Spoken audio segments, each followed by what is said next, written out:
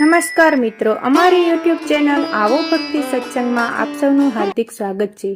તો મિત્રો, આપણા આજના વિડીયોમાં આપણે મકર સંક્રાંતિ વિશે થોડુંક જાણીશું, તેનું શું મહત્વ છે તે જાણીશું। તો વિડીયોના અંત સુધી બન્યા રહેજો। વિડીયો પસંદ આવે તો લાઈક કરી, ચેનલ પર નવા હોય તો ચેનલને આજે જ સબસ્ક્રાઈબ કરી લેજો, જેથી કરીને આવા અવનવા ધર્મ ભક્તિના વિડીયો આપ સુધી પહોંચતા રહે। તો મિત્રો, 14મી જાન્યુઆરીએ આ ઉત્તરાયણ એટલે કે મકર સંક્રાંતિનો દિવસ આવે છે। આ દિવસે સૂર્યનારાયણ ધીમે ધીમે ઉત્તર તરફ ગતિ કરતા હોય તેને ઉત્તરાયણ કહેવામાં આવે છે। મકર સંક્રાંતિનો અર્થ થાય છે મકરમાં સંક્રાંત થવું। આપણે ત્યાં સામુદ્રિક શાસ્ત્રમાં 12 રાશિઓ અને 27 નક્ષત્રો છે। આ દિવસે સૂર્યની ધન રાશિમાંથી મકર રાશિ તરફ સંક્રાંત થવાની આ ઘટનાને આપણે મકર સંક્રાંતિ કહીએ છીએ। ઉત્તરાયણનો તહેવાર આપણે અંધકાર ઉપર પ્રકાશનો વિજય, વધુ ઉન્નત અને વધુ તેજસ્વી બનાવવાનો સંદેશ આપે છે। ઉત્તરાયણનો તહેવાર અનેક વિવિધતાથી સભર છે, એટલે જ આ તહેવાર સૌને ગમે છે। તો મિત્રો, મકર સંક્રાંતિ વિશે આપણે થોડુંક જાણી લઈએ। સંક્રાંતિનો ઉત્સવ નિસર્ગનો ઉત્સવ છે। પોષ મહિનામાં સૂર્ય મકર રાશિમાં પ્રવેશે છે, તેથી આ ઉત્સવને મકર સંક્રાંતિ કહેવામાં આવે છે। સૂર્ય અને પૃથ્વી આસપાસની પરિભ્રમણની દિશા બદલે છે, એ સહેજ ઉત્તર તરફ ખસતો જાય છે, તેથી તેને ઉત્તરાયણ પણ કહેવામાં આવે છે। સૂર્યના સંક્રમણની સાથે સાથે જીવનનું સંક્રમણ પણ સંકળાયેલું છે। એ દ્રષ્ટિએ આ ઉત્સવનું સાંસ્કૃતિક રીતે પણ અનોખું મહત્વ છે। તમસોમાં જ્યોતિર્ગમય, અંધકારમાંથી પ્રકાશ તરફ પ્રયાણ કરવાની વૈદિક ઋષિઓની પ્રાર્થના આ દિવસના સંકલિત પ્રયત્નોની પરંપરાથી સાકારિત થવી સંભવિત છે। કર્મયોગી સૂર્ય પોતાના ક્ષણિક પ્રમાદને ખંખેરીને અંધકાર ઉપર આક્રમણ કરવાનો આ દિવસે દ્રઢ સંકલ્પ કરે છે। આ દિવસથી અંધારું ધીરે ધીરે ઘટતું જાય છે। દેવો પણ આ દિવસે ઊંઘમાંથી જાગે છે। સારા કામો કરવા માટે શુભ દિવસોની શરૂઆત થાય છે। હિન્દુઓ મકર સંક્રાંતિ પછી જ પોતાનું મૃત્યુ આવે એમ ઝંખે છે। કૃતાનત યમરાજાને ઉત્તરાયણ સુધી રોકી રાખનાર પિતામહ ભીષ્મ આ માટેનું જ્વલંત ઉદાહરણ પૂરું પાડે છે। ગીતા પણ સાંકેતિક ભાષામાં આ વાત સમજાવે છે। મહારાષ્ટ્રમાં તો આ ઉત્સવ અતિ પ્રચલિત છે। તેઓ એકબીજાને તલગોળ આપે છે અને આપતી વખતે કહે છે કે તિલ ગુલ ધ્યાણી ગોડ ગોડ બોલા। આપણે ત્યાં આજે પણ બ્રાહ્મણને ત્યાં લાડુ આપવાની પ્રથા છે। તેની પાછળ અનોખો ભાવ છુપાયેલો છે। જૂના કાળમાં સામાન્ય રીતે બ્રાહ્મણ વર્ગનું કાર્ય અધ્યયન અને અધ્યાપનનું રહેતું। સમાજના જીવનમાં સાંસ્કૃતિક મૂલ્યો વહાણ રહે તે માટે ધર્મની તેમજ સંસ્કૃતિની કરોડરજ્જુ બની રહેતો। માનવ જ્યારે સ્વચ્છિત બને, ધર્મ અને સંસ્કૃતિને નેવે મૂકે, અવળે રસ્તે સડી જાય, ત્યારે 2 શબ્દો કહી હાથ પકડી તેને સાચે રાહે લઈ આવવાની જવાબદારી બ્રાહ્મણોની રહેતી।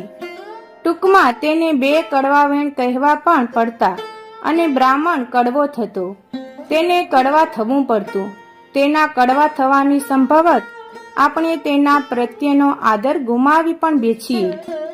આપણા અને તેના સંબંધો ઉષ્માહીન પણ બની જાય। એ સંબંધો તૂટે નહીં તે માટે ચામે ચાલીને બ્રાહ્મણને ત્યાં જઈને તલના લાડુ દ્વારા આપણા મનની શીતળતા અને હૃદયની મીઠાશ આપવાની હોય। જૂનો સ્નેહ પાછો પુનર્જીવિત કરવાનો અને આપણા કલ્યાણ માટે આપણા જીવનમાં તેનું ગૌરવભર્યું સ્થાન ટકાવી રાખવાનું છે। આમ તલના લાડુમાં પૈસો મૂકીને આપવાની પ્રથા ગુપ્તદાનનો મહિમા સમજાવે છે। સાંસ્કૃતિક કાર્ય કરનાર તેજસ્વી બ્રાહ્મણની જીવન વ્યવસ્થા સમાજે ગુપ્ત રીતે ચલાવવી જોઈએ। તલના લાડુમાં રહેલી ઘી પુષ્ટિપ્રદ છે। સાંસ્કૃતિક કાર્યમાં ક્રાંતિવીર પુષ્ટ મન બુદ્ધિનો હોવો જોઈએ। પ્રભુ કાર્યનું વ્રત એ અસીધારા વ્રત જેવું કઠિન વ્રત છે। તેમાં નબળા કે પોસા મનના તથા અસ્થિર બુદ્ધિના માણસોનું કામ નહીં. આજે આપણે તલના લાડુ પાછળના આ ભાવને ભૂલીને ફક્ત સોતરાની પૂજા કરીએ છીએ. આ ઉત્સવમાં તલના લાડુને મહત્વ મળ્યું તેનું નૈસર્ગિક કારણ પણ છે. કુદરત ઋતુ પ્રમાણે ફળ અને વનસ્પતિ આપે છે. જે ઋતુમાં જે પ્રકારના રોગો થવાની સંભાવના હોય છે તે ઋતુમાં તે મુજબ ઔષધિ, વનસ્પતિ, ફળો વગેરે કુદરત નિર્માણ કરે છે.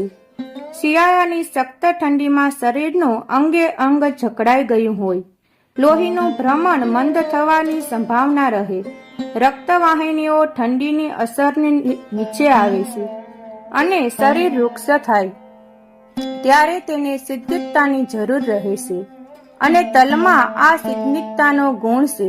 આયુર્વેદની દ્રષ્ટિએ તલના આ ઋતુમાં આદર્શ ખોરાક પૂરો પાડે છે.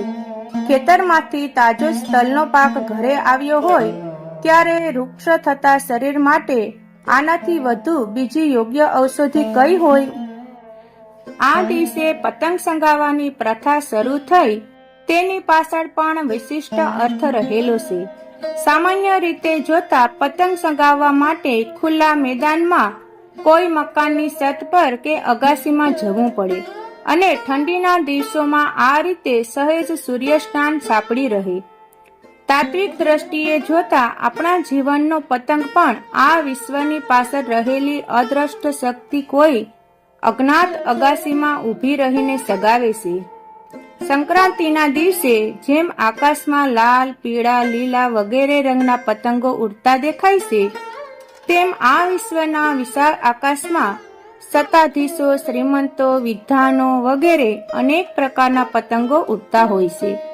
પતંગની હસ્તી અને મસ્તી ત્યાં સુધી જ રહે છે જ્યાં સુધી એનો દોર સૂત્રધારના હાથમાં હોય છે.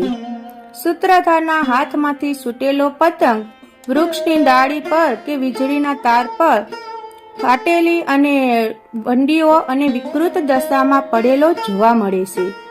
ભગવાનના હાથમાંથી છૂટેલો માનવ પતંગ પણ થોડા જ દિવસોમાં રંગ ઉતરી ગયેલો, ફીકો અને અસ્વસ્થ થયેલો જોવા મળે છે.